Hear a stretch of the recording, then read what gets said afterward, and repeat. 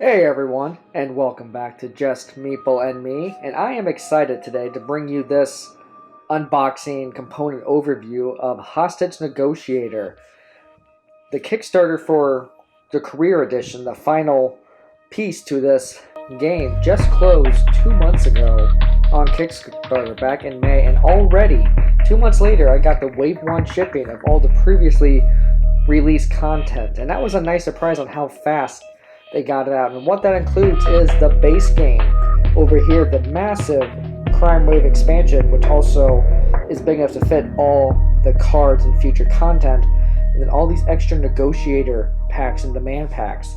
And this is a game that I am really excited to dig into and play. So I was really excited to get this video done today just so I can break this game open and start playing. This is a truly solo game. There is no 2-player, 3-player, 4-player mode. This is for 1 players and 1 players only. So definitely right up my alley here. This is, for those of you unfamiliar with Hostage Negotiator, this is a push your luck dice chucking game with an element of hand management.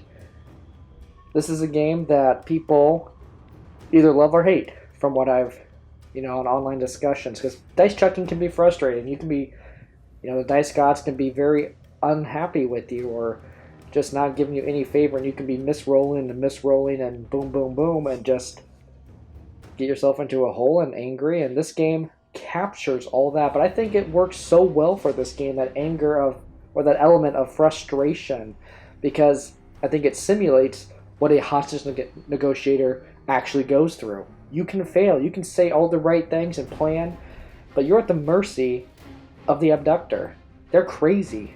You have no idea what they're going to do and how they're going to respond. They're not rational. And dice is not rational. So I think that element right there really captures the intensity of being a true hostage negotiator. So yeah, this is a game. The app for this game is actually pretty good. I mean, sometimes the dice seem to get a little stuck, but the app overall for iPad is pretty great. I played this one time with real cards and really enjoyed it. Then I got the app and was frustrated so many times, but I could see the beauty in this game's design, because they said there is hand management. How you pick your cards, you keep your cards, how you use your resources. You can mitigate bad dice rolls, with some of this. And then, as you said, there is definitely a push your luck, go big or go home element to this game, where when it is successful, you're like, yes, I did it. And when it's not successful, you're just like, crap.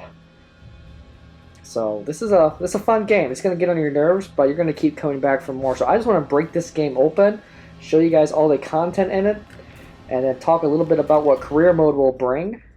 So here we go. Alright guys, here's the original base game, the original Hostage Negotiator. Pretty compact, small package here. This was a game you could take with you on camping trips and things like that. It was nice and compact there. Nice artwork showing, a two-faced bad guy, Nemesis there. The tagline is Hostage Negotiator. The fate of the innocent is in your hands. And that is so true. That is true. So it's 1 player, which we like for solo, 15 to 30 minutes, ages 15 plus, and I think that's because of the adult, mature themes in this game. Hostages die. They can be executed. The abductors can kill them, so there is some maturity in this game. But the base game here comes with 3 abductor cards, so you're going to face against 3 different opponents, a 1 second in command card, 7 major demand cards, 4 escape demands, 21 red terror cards, 6 pivotal event terror cards, 22 conversion cards. Those are what you're buying, or not conversion cards, I'm sorry guys, 22 conversation cards. You're having a conversation with these abductors, and based on what you say, and if you successfully roll your dice to achieve that, you can achieve different goals and points. You have the Hostage Negotiator tableau, 5 custom dice, 15 hostage pieces, a threat level marker, and a conversation point marker. Alright, let's open her up. Okay, game rules, right on top here.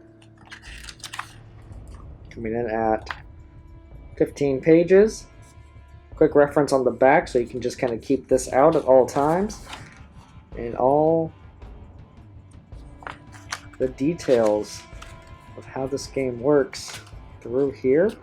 It's like a pretty simply laid out instruction manual, but looks like it's very thorough and detailed. It's not a hard game to play by any means, but there's a lot of fine points to it, and I think they said there are definitely ways that if you understand how the cards relate to each other and how to build up safety nets and things like that, you can definitely start to mitigate some of these bad dice rolls or improve your dice chances. If you get to a certain level, you can add more dice to your pool, things like that. Now there is a kind of a career mode built in here where you're trying to achieve these different goals, but the latest Kickstarter was a complete career mode where you play over basically a 10-year career, and each year you're called to negotiate with a different abductor. But in the meantime, in between those, you have different events at work, different events with your home life that can create stress or good things or good traits or bad traits that you can acquire, and that can change the game. I'm not exactly sure how the mechanics work yet. They were kind of unclear about that in the Kickstarter, but I definitely think if you have too much stress at home, you're going to have a harder time negotiating with a terrorist or an abductor. You might lose dice, or the threat level might start higher. While on the flip side, if you have good work events and low work stress and low home stress, and you're in a good mood, that you can achieve bonuses. You can gain traits that could further help you. And I think that's kind of a cool element. And then I said you played over 10 years, so 10 rounds, and then there's definitely some replayability because there's so many different event cards, and the order of which the terrorists or abductors come out can be different every time, so etc., etc. But I'm excited for that career mode to come out. But in the meantime, that's not due out for another year from now. And there seems to be a little built-in career achievement in the back there. So that's nice. Alright, here's our game board. Said pretty simple. This is where we're going to be tracking our threat level and how many conversation points we are earning. And that's not how you buy cards. As you gain more and more conversation points, you can buy more expensive and thus more powerful cards. Some of these cards you can actually sniper in and kill the terrorist or the abductor, insta-win. But if you fail, you can lose the game instantly like that too. So there's definitely that push your luck mechanism. Here's what I'm talking about. If you get the threat level down to less than 2, you're rolling 3 dice. Otherwise most of it is 2 dice. And if you're at the high level, you're only rolling 1 dice, which will definitely snowball out of control because you definitely need to hit these symbols to achieve those cards. And if you don't, threat level can go up, you can lose to conversation, things like that. So the whole point of this game is to really minimize this threat level as you build your hand, as you free up hostages, and then you can take the abductor out either by force, or if you convince him to release all the hostages, you win the game. So very compact game board there. Alright, we have Meeples. Meeples are what we're all about, just Meeple and me. These represent the abductors, or not the hostages. So every game you have X amount of these. Some of them might have 5 or 6, some of them might have 12, 15, and your goal is to save all of them. And if you lose too many, if too many are killed, you lose the negotiation. So we got a little bag of Meeples, and then here is the dice I'm talking about. These are custom die. I'm just going to get a couple out here. So the way this works is you want to hit badges, and if you roll 2 dice and you only hit 1 badge, that kind of gives you like a you don't overly succeed, you don't overly fail mechanism for most of the cards. It's kind of neutral. You get a small bonus, or it's a smaller negative, but it's not great and it's not horrible. If you succeed and hit double stars, that's good for pretty much every card. That's going to be a massive success. That's going to either lower the threat level, give you massive conversation points, insta-release a hostage. Depending on the card, there's a lot of things there. Sometimes you can gain extra dice, things like that. This is a reroll side. If you hit this, you can discard a card and reroll 1 dice and try to get a better success. And if you hit double blanks, that is a complete fail. You angered the terrorist. You angered the abductor. You lose, and that can trigger either an increase in terror threat, a loss of conversation points. You can't buy better cards. He can instantly end the call, which is a bad thing because then you draw a terror card, which is usually never a good thing for you. And as those terror cards, if you run out of terror cards, you also lose the game. I think you only get like 10 per abductor, and maybe that's plus or minus a few depending on the scenario. But when you run out of those, you're out. So you only have a limited number of phone calls you can make to this guy or this girl who's ever holding these people hostage. And if you're blowing through those rounds or those phone calls too quickly, you're going to lose the game as well. And see right there, not a good roll. Okay. Little bag of store stuff in. And then we have our cards. So this is small talk. This is, a pretty basic card. And if you hit double badges, you get +3 conversation points. If you only hit 1, you get +2. Still pretty good, but if you don't hit any, you still got +1, but it hangs up. They hang up immediately, and that could be a bad thing. I'm going to open these up here and show you a few more of these. Okay, guys, and we are back. So this is one that's, a mercy card, just a few more minutes. You're kind of delay things, and if you succeed with double dice rolls, +4 conversation points, which will come in handy next time you buy cards. But if you only hit 1, you increase the terror level by 1, which is not good, but you still get +3. But if you completely fail at this card, +2 on the terror level, and you end the phone call. So this is a very high-risk card. Minor extraction, you succeed, you convince the abductor to release 2 hostages. But if you fail, they instantly kill 1 and hang up the call. So again, you can kind of see where these cards are high risk, high reward. You can play this game very, risky, always going for the big guns, or you can play it a little safer, trying to slowly but surely mitigate your losses and get hostages freed. This one's one of my favorite cards in the app, especially when you hit it. It's a bold lie. And if you succeed, -3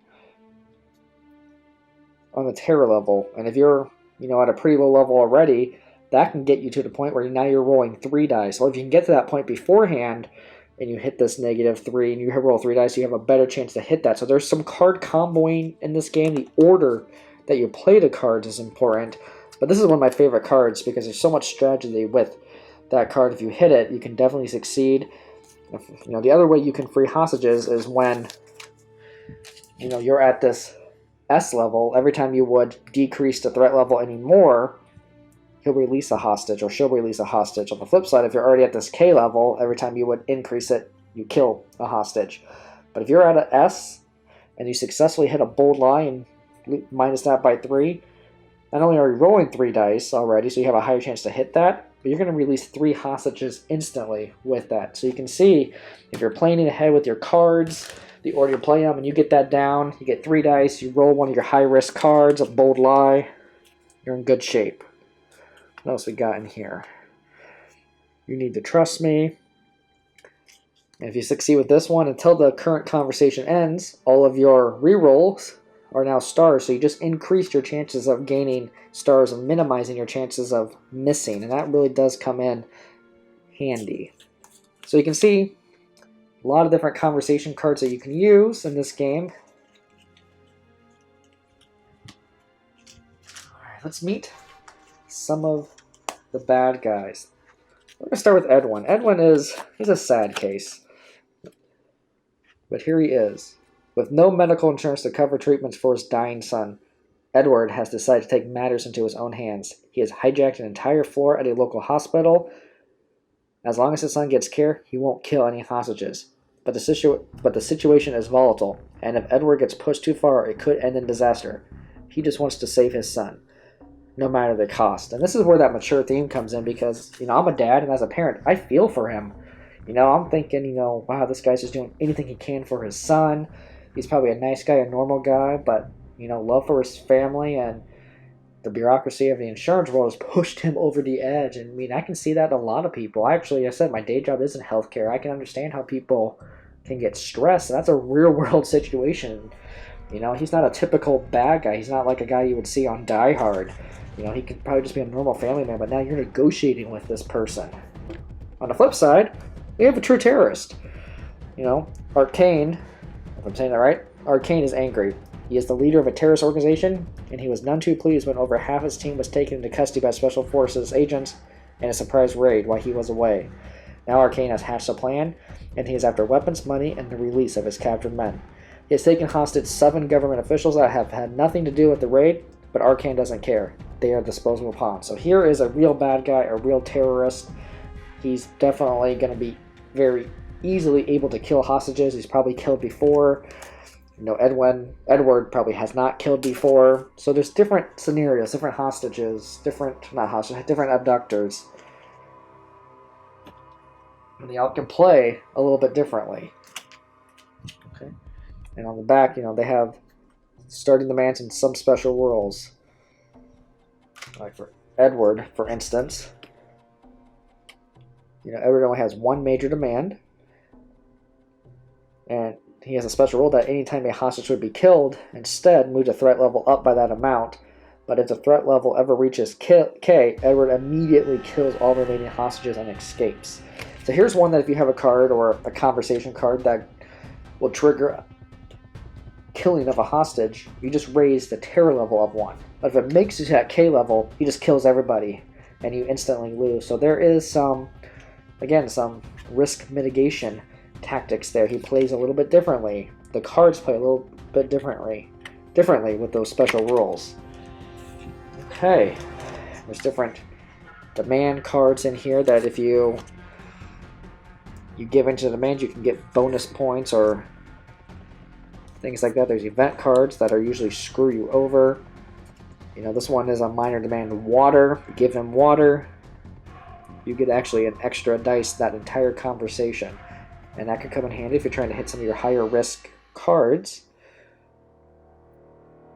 But once you play this, anytime any threat roll has failed, you would hang up, which is obviously a bad thing. Okay, let's break into the next box here. Okay, hey everyone, and we're back with the second box of this unboxing of Hostage Negotiator. This is the Crime Wave expansion, Terror in the Streets. We can see we have a different bad guy featured on the cover. This is a much bigger box compared to the original, but this box is built to house all cards, all future expansions, make it a one-box solution.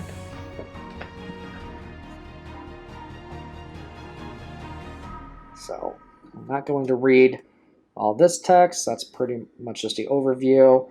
But the Crime Wave comes with new conversation cards, terror cards, larger dice, new hostage pieces, and more. Plus, the larger size box is built to contain all the current Hostage Negotiator content with additional room for future expansions. And this one has 22 more conversation cards, 22 more terror cards, 6 gold event terror cards, 20 hostage pieces, 3 abductor cards, etc. etc., etc. So a lot of good content in here. Alright, let's open her up.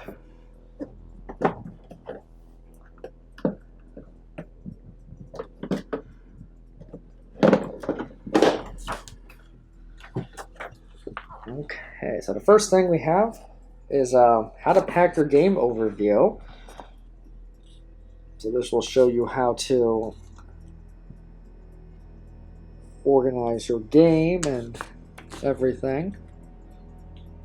So that's nice. Wish more games had an overview like that, especially some of these larger ones. This is another instruction manual, a lot bigger compared to the original. Still has that big quick reference page on the back, plus the career achievements, and there's special achievements for the new abductors featured in this game.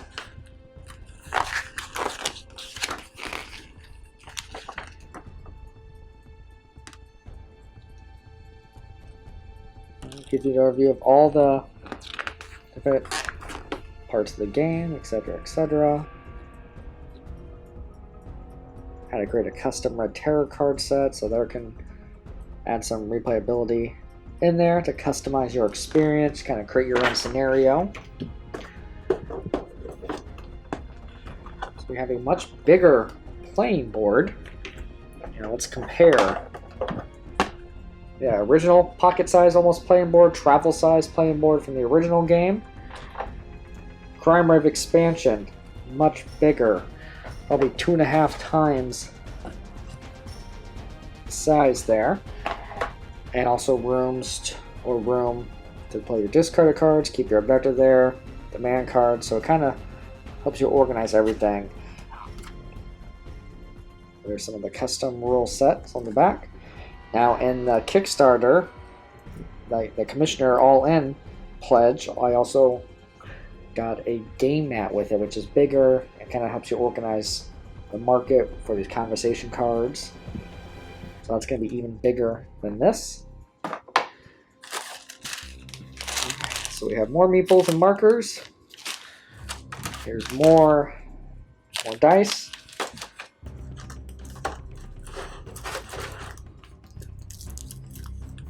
Here's more of our cards, our conversation cards, our terror cards, escape and demand cards. Not sure what those are. We're going to open up this pack in a second.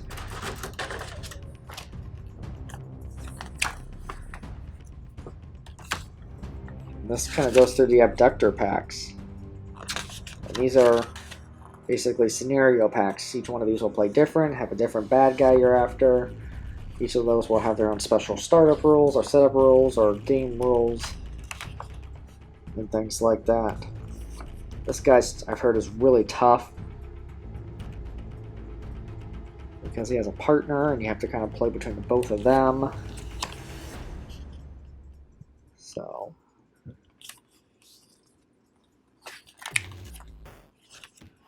okay. All right, I'm gonna open up these ones here. I'm actually really not sure what these are. I'm going to have to probably read the instruction book, but they're kind of like overview of maybe what's in there or what cards to use for different ones or different scenarios. This one looks like it's an overview of the cost of all the cards. A bunch of blank cards here that you write on. So yeah, I'm not sure what that is. Especially since this isn't the true career mode, I'm not sure. Okay, let me open up.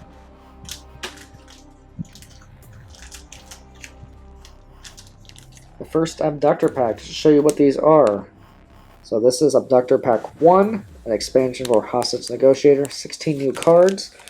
And it says, Connor Ogden, aka the CEO, just watched as his company's stock took a nosedive. After being notified by the board of directors that he is being asked to step down, he decided to take matters into his own hands. Now he has hostages at gunpoint and is demanding that things go back to the way they were. And in this exciting expansion for Hostage Negotiator, you'll have access to a resource on the inside. A hostage has found a way to communicate with you. Will you be able to make the most of this advantage and bring this situation to a peaceful resolution? So that's cool. That's a different gameplay element. Being able to talk to somebody on the inside. I'm not sure how that works, but that is, that first abductor pack. Brings a little different flair, a new scenario, and a little different flair to the game. And each of these abductor packs do that. And then in the career expansion, there's 2 more abductor packs here.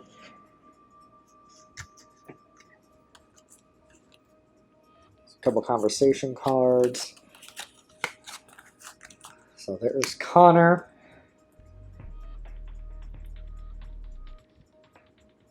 So he has no patience, which means you can only play 4 conversation cards each conversation phase. So you're very limited on how long you can talk to him.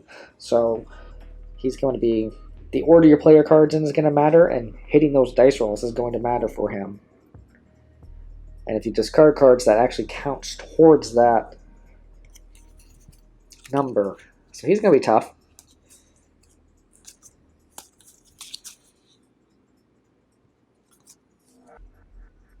So, okay.